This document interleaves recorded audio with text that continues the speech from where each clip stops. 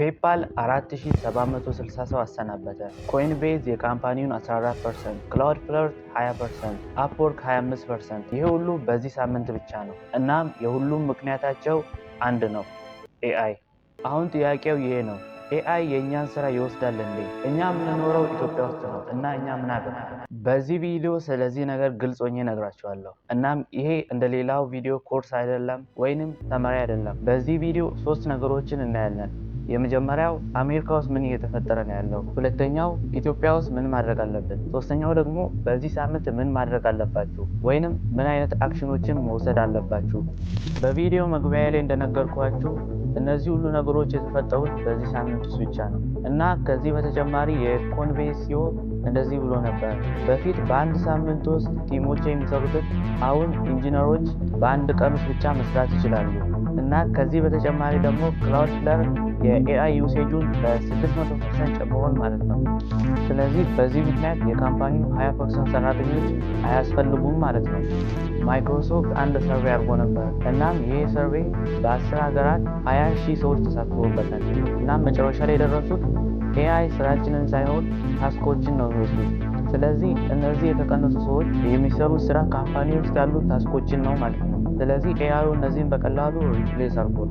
አሁን ወደ ኢትዮጵያ ኮንቴክስት አንስተነው እንያል። ብዙ ኢትዮጵያውያን ወጣቶች የሚሰሯቸው ስራዎች አሉ። ከነዚያ መካከል ሎካል ላይ ስንመለከት የተለያዩ ሆቴሎች መስተንግዶ፣ ሬስቶራንቶች፣ የተለያዩ ካፌዎች መስተንግዶ ያደርጋሉ። ከዛ በተጨማሪ ኦንላይን ላይ የፍሪላንሲንግ ስራዎች አሉ። ዳታ ኢንተሪ፣ ቪዲዮ ኤዲቲንግ፣ ግራፊክ ዲዛይኒንግ፣ ኮፒራይቲንግ የመሳሰሉ ስራዎች አሉ። ለምሳሌ አዲስ አበባ ላይ ብቻ ብንመለከት ብዙ ሆቴሎች፣ ሬስቶራንቶች የሆቴል ማናጅመንት ሲስተም አላቸው። ማለትም ሙሉ ዳታቸውን ትራክ የሚያደርጉባቸው የተለያዩ ሲስተሞች አሉ እና እነዚህ ሶፍትዌሮችን መጠቀም አትችሉ ከሆነ እዛ ሆቴል ውስጥ ወይንም ሬስቶራንት ውስጥ መስራት አትችሉም ማለት ነው። ማለትም ቢያንስ ያንን ነገር ለመጠቀም ብቁ መሆን አለባችሁ። አብዛኛው ሰው ኢትዮጵያ ውስጥ እንኳን ሌላው ቀርቶ ቻትጂፒቲን እንዴት መጠቀም እንዳለበት አያውቅም። ማለትም ቻትጂፒቲን በስርዓት የተጠቀምን አይደለም። እናም እነዚህ ከላይ የጠቀስኳቸውን ስራዎችን አሁን ላይ ኤአይ እነሱም በተወሰነ መልኩ መስራት ይችላል። ስለዚህ ዳታ አናላሲስ፣ ቪዲዮ ኤዲቲንግ፣ ግራፊክ ዲዛይኒንግ፣ ኮፒራይቲንግ እና የመሳሰሉ ስራዎችን በተወሰነ መልኩ ኤአይ እየሰራቸው ነው የሚገኘው። እናም ይህንን በሁለት መንገድ ልንገራችሁ። የመጀመሪያው በሾርት ተርም ነው። በሾርት ተርም እነዚህን ስራዎችን ሪፕሌስ ማድረግ ይችላል ማለት ነው ኤአይ። አሁን ለምሳሌ እኔ የሰራኋቸው የዩቲዩብ ቪዲዮዎችን በሙሉ በኤአይ ነው ታምኔላቸውን የሰራሁት። ነገር ግን ይሄ ለሾርት ተርም ነው። ማለትም ዩቲዩብ ቻናሉ ያደገ ሲሄድ እነዚህ ነገሮችን እኔ ላልሰራቸው እችላለሁ።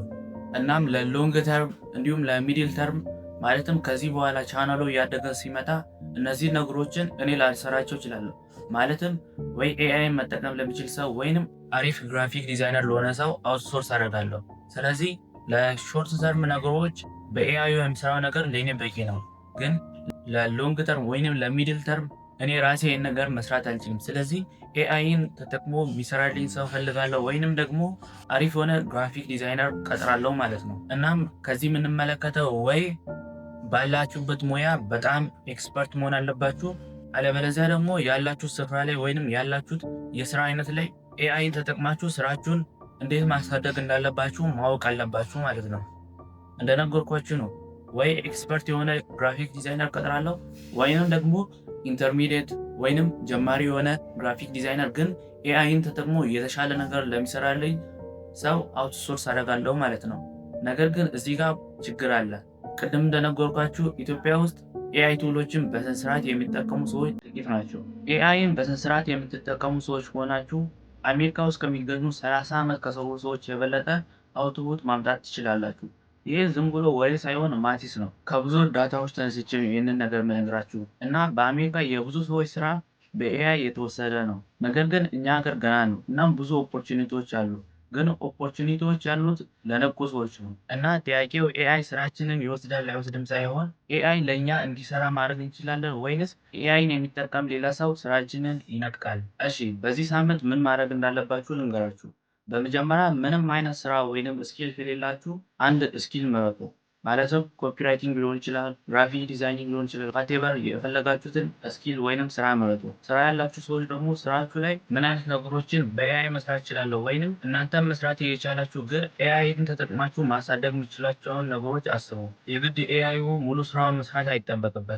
በትናንሽ ነገሮች ሊሆን ይችላል፣ ሪሰርች በማድረግ አንዳንድ ነገሮችን በመጻፍ ሊሆን ይችላል እና እነሱን ነገሮችን ለዩዋቸው። ከዚያም ስራ የሌላችሁ የሆነ ስኪል ከመረጣችሁ፣ ስራ ያላችሁ ሰዎች ደግሞ የሆነ ነገር ኤአይ ሊሰራ ይችላል ብላችሁ የምታስቡ ከሆነ ወደ ሁለተኛው ስቴፕ እንምጣ። ሁለተኛው ስቴፕ አንድ የኤአይ ቱል ትመርጣላችሁ። ቻትጂፒቲ ሊሆን ይችላል፣ ክላውድ ሊሆን ይችላል፣ ጄሚናይ ሊሆን ይችላል፣ ግሮክ የፈለጋችሁትን ትመርጣላችሁ። እነዚህ የጠቀስኩላችሁ የኤአይ ቱሎች ፍሪ ትራያል አላቸው፣ ማለትም በነፃ መጀመር ትችላላችሁ።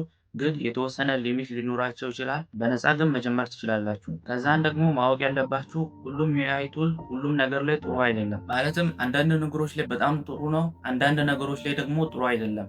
ስለዚህ ለእናንተ የሚሆነውን ትመርጣላችሁ። ትንሽ ሃይላይት ለማየት አሁን ለምሳሌ ጄሚናይ አማርኛ ላይ አሪፍ ነው፣ እንዲሁም የተለያዩ ሪሰርቾች ላይም አሪፍ ነው። ምክንያቱም የጎግል ነው። ጎግል ደግሞ አለማችን ላይ ትልቁ የሰርች ኢንጂን ነው። ማለትም ብዙ የጎግል ቱሎች አሉ። እነሱን አብዛኞቹን ጄሚናይ አክሰስ ማድረግ ይችላል። እንዲሁም አማርኛ ላይ ጎበዝ ነው። ግሮክም ሪሰርች ላይ አሪፍ ነው። በጣም ሪሰርች ላይ በጣም ብዙ ሰዎች የሚጠቀሙት ግሮክን ነው። ከዛ በተጨማሪ ቻትጂፒቲም የራሱ ሆነ ጠንካራ ጎን አለው፣ ነገር ግን ደካማ ጎንም አለው። ክላውድ ደግሞ ዳታ አናሊሲስ ላይ ጎበዝ ነው፣ ኮዲንግ ላይ ጎበዝ ነው። እንዲሁም የተለያዩ ዶክመንቶችን በማዘጋጀት እና በማደራጀት እንዲሁም ሪሰርች ላይም በጣም ጎበዝ ነው እና ለእናንተ የሚሆነውን ትመርጣላችሁ። ለኢሜጅ ጄኔሬሽን ደግሞ ቻትጂፒቲም አዲስ ሞዴል አውጥቷል። ከዛ በተጨማሪ የጎግል ናኖ ባናና አለ። በጣም ብዙ ቱሎች አሉ። ቪዲዮ ኤዲቲንግ ላይም በጣም ብዙ ቱሎች አሉ። እናም ለአንድ ወር ፕራክቲስ ማድረግ ነው ዛሬ። ምክንያቱም ኤአዩ ምን ብላችሁ መጠየቅ እንዳለባችሁ እሱም ማወቅ አለባችሁ። ስለ ፕሮምፕት ኢንጂነሪንግ የሰራሁት ከዚህ በፊት ቪዲዮ አለ፣ እሱን ማየት ትችላላችሁ። ቱሎቹን በስራ መጠቀም ከቻላችሁ ስራችሁን ማሳደግ ትችላላችሁ። እንዲሁም እና እንዴት ደንበኛ ማግኘት እንችላለን፣ ክላይንት እንዴት ነው የምናገኘው ካላችሁ ደግሞ ብዙ መንገዶች አሉ። የምታውቋቸውን ሰዎች ሄዳችሁ ማናገር ሊሆን ይችላል። ካልሆነም ደግሞ ሶሻል ሚዲያ ላይ መፖሰት። እነዚህ ነገሮችን ሰራላው ግልጽ ሆናችሁ እነዚህ ነገሮችን መስራት ይችላል ያላችሁ በየቀኑ አንዳንድ ፖስቶችን መፖሰት።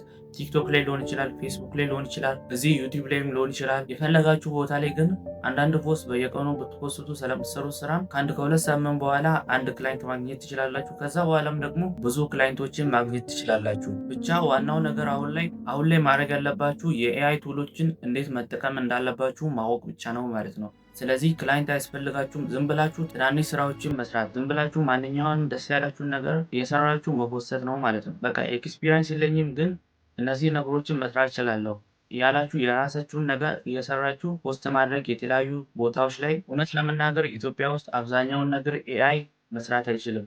ማለትም ኢትዮጵያ ውስጥ ያሉ ችግሮችን አብዛኛዎችን ኤአይ መፍታት አይችልም። ይሄ ብቻ አይደለም፣ ኢትዮጵያ ውስጥ ብዙ ሊሚቴሽኖች አሉ። ከኢንተርኔት፣ ከኤሌክትሪክ፣ የኢንተርናሽናል የክፍያ መንገድ አለመኖር ጋር ተያይዞ የነበሩትም አሁን ላይ የተዘጉ ነው። ከሰማችሁ አላውቅም፣ ፒቱፒም እየቆመ ነው።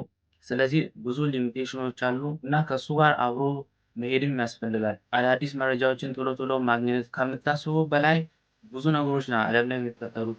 በተለይ ኤአይ ጋር በየቀኑ አዳዲስ ሞዴሎች ይወጣሉ፣ አዳዲስ ኤአይ ቱሎች። ስለዚህ ከነሱ ጋር አብሮ መፍጠንም ያስፈልጋል።